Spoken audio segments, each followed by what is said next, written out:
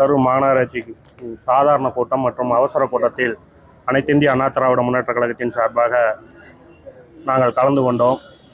போன மாத கூட்டத்தில் எங்களுக்கு பேச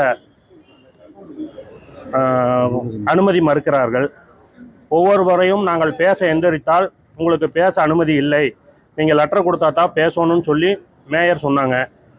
அதுக்காக நாங்கள் போன தடவை முன்கூட்டியே லெட்டர் கொடுத்துருந்தோம் எங்களுக்கு பேச அனுமதி கொடுக்குமாறு.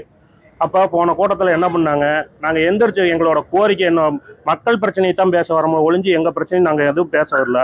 அந்த மக்கள் பிரச்சனையை பேசக்கூட அந்த மேயரம்மா எங்களுக்கு அனுமதி மறுக்கிறாங்க.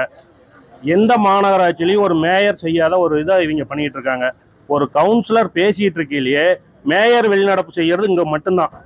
ஒரு கவுன்சிலர் நாங்கள் எந்திரிச்சு கேள்வி கேட்குறோம், அவங்க வாட்டுக்குள்ள எந்திரிச்சு போய்கிட்டே இருக்காங்க. எதுக்கு இந்த கூட்டத்தொடரில் கூட்டம் நடத்துகிறாங்கன்னே யாருக்கும் தெரியல. பல முறைகேடு நடக்குது. அதெல்லாம் நாங்கள் பேசுனா வெளியில் வந்துடும் அப்படிங்கிறத அதிமுக கவுன்சிலரை பார்த்து அச்சப்பட்டு ஒவ்வொரு டைமும் அதிமுக கவுன்சிலர் எந்திரிச்சா அந்த கூட்டத்தை அதோட முடிச்சிடுறாங்க. உங்களுக்கு அப்படி பயம் இருந்தால் ஏங்க நீங்கள் கூட்டம் நடத்துறீங்க? கூட்டமே நடத்தாமல் போயிடலாமே. ஒரு கூட்டத்தில் நாங்கள் பேசணும் அப்படின்னு வீண் பழிய சுமத்தி எங்களையே கூட்டத்தொடர்லேருந்து 2 கூட்டத்தொடர் சஸ்பெண்ட் பண்ணாங்க. அதுக்கு என்ன காரணம் அப்படின்னு சொல்லி இது வரைக்கும் நாங்கள் பல முறை அவங்ககிட்ட லெட்டர் பூர்வமாகவோ எழுத்துப்பூர்வமாக எல்லாமே கொடுத்தோம். இது வரைக்கும் எனக்கு பதில் கொடுக்கல.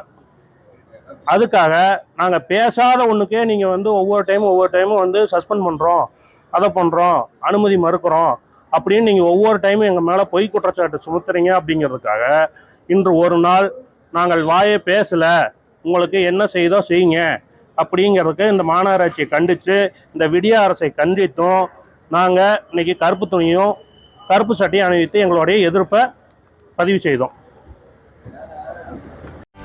செய்திகளை உடனுக்குடனும் துல்லியமாகவும் தெரிந்து கொள்ள சப்ஸ்கிரைப் பண்ணுங்க.